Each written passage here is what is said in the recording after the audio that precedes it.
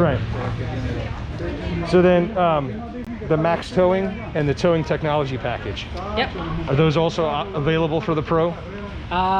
They, not that I've seen, but I would almost guarantee you that they would have the max trailer tow or payload package available. But because it's the smaller battery, you're not going to have that 10K. We'll see, yeah, that's it. So if you want the max payload to get the 2,000 pounds payload, that it is with the standard range battery. But I believe you can get you get your max towing at 10,000 pounds with the extended range, right? Right. So what does that do if you're the base battery, but you go with the max towing? Does that take you like 7,000 or 7,700? Yeah, I don't know exactly what they would. I mean, that's the thing, right? If you're still getting the towing package is going to help cool it down and things of that nature, it'll still have the same amount of torque as the, they still have that 775 pound-feet of torque. So I don't see why it would limit it that much, but gotcha.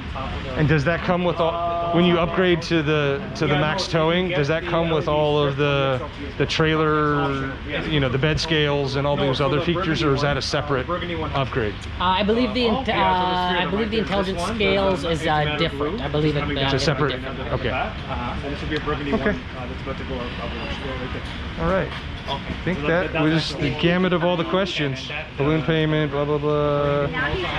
I already measured in the back because you guys say there's 9 inches clearance on the vehicle. But what I was interested in is I got hurricane shutters in my garage, so when I back in, I want to know the lowest point from the rear tires to the back of the bed, so like under the hitch and where the spare is. And I got my tape measure out, so it's 13 inches. Oh, nice. At the lowest point back there, because the shutters aren't going to extend any further, so I don't need to worry about 9 inches. It's something higher than that. So okay, right. But I think I'm good. We got the bed liner, we got the stuff, we got the battery packs. I'm not even going to ask about Sunrun because he can't answer. No, but like I said, Ian's pretty adept at the adapter questions, things like that. So I would, if you have time, I would definitely pick his brain over there. He'd be happy to take you through. Oh, excellent. What was your name? Max. Max, thank you. Thank you, Max. My pleasure. No, that's what we're here for. We're happy. No. So okay, one more question. With all the people that are asking you all these questions on this tour, are you guys giving that feedback internally to Ford so that they can update the configurator, or hey, we got a lot of these questions, maybe we should include that on the Pro or every other the XLT or Lariat? Every other week we'll get an email where we each person that's gonna hear it, and I think the drive team does the exact same thing.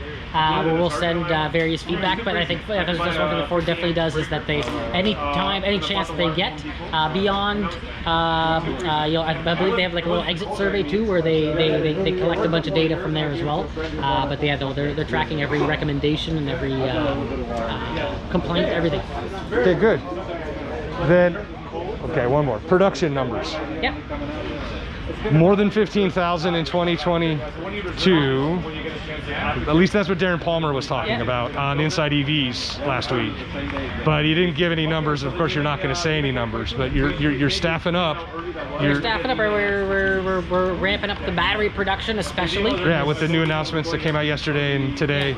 And I mean, each and every one of these, the bodies, the physical nature of the build of the Dearborn plant, right? We know we can crank a bunch of those quite rapidly. So if they can crank, I know that they were definitely surprised with the interest. I think they weren't expecting nearly this much.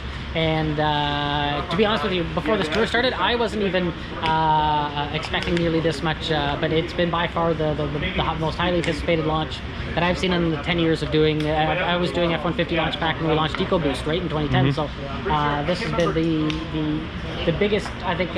So they're getting ready in terms of ramping it up, but in terms of having any hard numbers for, Well, I know you're talking about the 80,000 in 2023 and forward on from there, and that's supposed to be max capacity for the Rouge plant, right? But it was really, everyone's speculating, where am I in the order line? Where am I in the order system? And when can I expect it? Ask him where you are in the order. Well, I can't because the number doesn't say it, because the Broncos are in there, the Mach-E's are in there, everything's in there in the order system. So I heard one of you say that somebody had a customer that had already been contacted. I think Max was saying that to somebody else. Yeah, they had. And I heard that from someone who might have talked to Max when he was in Denver. because I got that feedback from this tour. Yeah. That someone there, and I think you might have pointed them out to the other individual who was actually yeah. still at the event, who said that they got their configurator or whatever email. Yeah, because and I think this might even happen before Denver, so it might have happened a couple times, right? Like, again, I'm not sure exactly how the numbers will play out for the first year. I know that for Ford, this is definitely by far their highest priority project by far. So yeah, hopefully they're able to ramp it up in the next year or two to get the numbers to where they should be, because it's for the price and for what it does and for what most people do with an F-150. I mean, it's, most of the people, I live way up north, so most of the people I see with an F-150, they're taking their kids to the arena and back and doing things that, the electric truck is almost perfect for. So, except for cold weather range degradation. Yeah, I know, you definitely, but I mean, that's so, okay, on a daily basis. I don't think most of them don't even go close. Okay, well, I'm gonna ask, resistive heater or heat pump? I believe it's I don't even know. I know that all the batteries they say are What's the I'm talking like the cabin heater, not the battery heater. Oh, sorry, for the cabin, I believe it's resistant. Okay. Because I know your heat pump is going to be more efficient and not kill your battery as much in the cold weather when you No, for sure. turn But I think the one big thing that the Canadians will be good at is they'll precondition it, right? So they're just drawing power from the grid to make sure that when they leave, for sure, over a long haul in that cold, if you got the seat heaters and the steering wheel and everything, all the mirror, like you can heat many different parts of these trucks in the cold, right? So it would definitely have an effect on it, but I still think that most people don't go anywhere near that type of range in a day. Yeah. So I feel like it would still make sense. Yeah, I'm on my 80-mile range in my Ford Focus Electric, and it's great for my daily driver, and I still have 20 to 30% range when I get home every day. So yeah, this is more than capable. This is a week long. The battery will get me all week, and then I'll have to top up.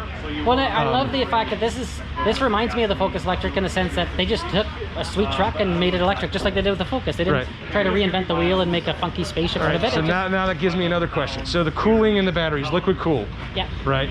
Is it active liquid cooled such that if you're not plugged in, the liquid cooling will kick on to cool the battery if needed? So for example, I'm hot dogging, I'm taking off, I'm jackrabbiting from stoplights, I'm putting heavy wear and tear on the battery. I get to work, I park it out in the sun in the middle of the lot, and it's baking in the sun all day now. When I come back to my Focus, it tells me it's hot outside, you should really plug it in, because it wants to cool the battery, but it won't do it unless I plug it in. Yeah. Is the F-150 going to do the same thing?